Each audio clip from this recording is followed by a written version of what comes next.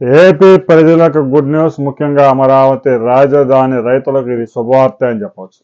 అమరావతి రాజధానికి 189 కిలోమీటర్ల outer ring road వేయడానికి కేంద్ర ప్రభుత్వం గ్రీన్ సిగ్నల్ ఇచ్చింది.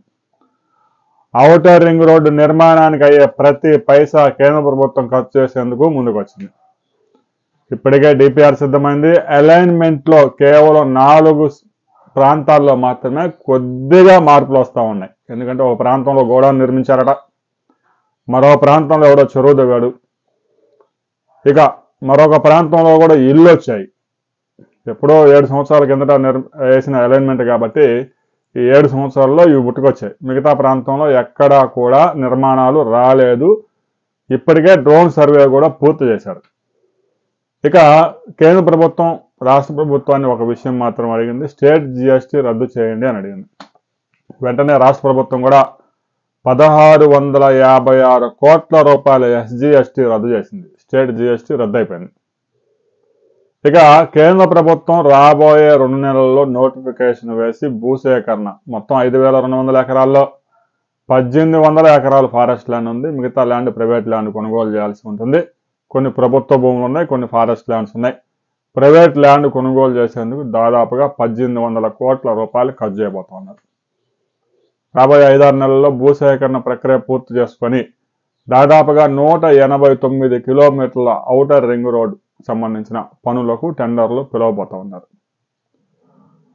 2025 డిసెంబర్ నాటికి భూసేకరణ ప్రక్రియ మొత్తం పూర్తయితే టెండర్స్ కూడా పిలవడం ప్రక్రియ పూర్తి చేసుకుంటే 2026 జనవరి నుంచి పనులు ప్రారంభమయ్యే వస్తుంది. దాదాపుగా 36 నెలల సమయం ఇస్తారు ఇలాంటి ప్రాజెక్టులకి.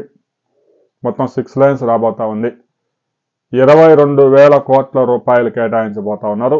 రాబోయే ఈరోజు ప్రవేశపెట్టబోయే బడ్జెట్లో, కేంద్ర బడ్జెట్లో కూడా పోలవరానికి 12,000 కోట్లు, ఔటర్ రింగ్ రోడ్డుకి 6,000 కోట్లు కేటాయించే అవకాశాలు స్పష్టంగా ఉన్నాయి.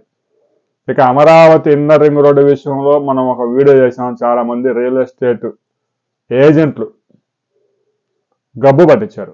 అమరావతి ఇన్నర్ రింగ్ రోడ్డు విషయంలో రాష్ట్ర ప్రభుత్వం కేంద్రానికి పంపినా కూడా కేంద్ర ప్రభుత్వం దానికి అంగీకరించలేదు అనే విషయాన్ని గతంలోనే మనం చెప్పుకున్నాం.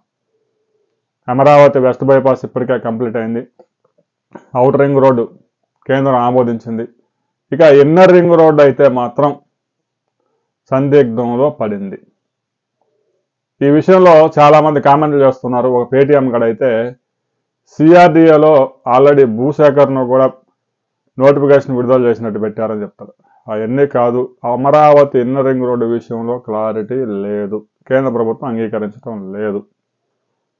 ఎందుకంటే అమరావతి వెస్ట్ని కాజా నుంచి ఔటర్ రింగ్ రోడ్డు కలిపేందుకు అవసరమైతే ఒక 16 కిలోమీటర్ల రోడ్డు వేయడానికి మాత్రం కేంద్రం ముందుకొచ్చింది. రాబోయే రోజుల్లో అమరావతి ఇన్నర్ రింగ్ రోడ్డు విషయంలో కూడా మంత్రి నారాయణ దీని మీద ఏం చెప్తారో చూద్దాం.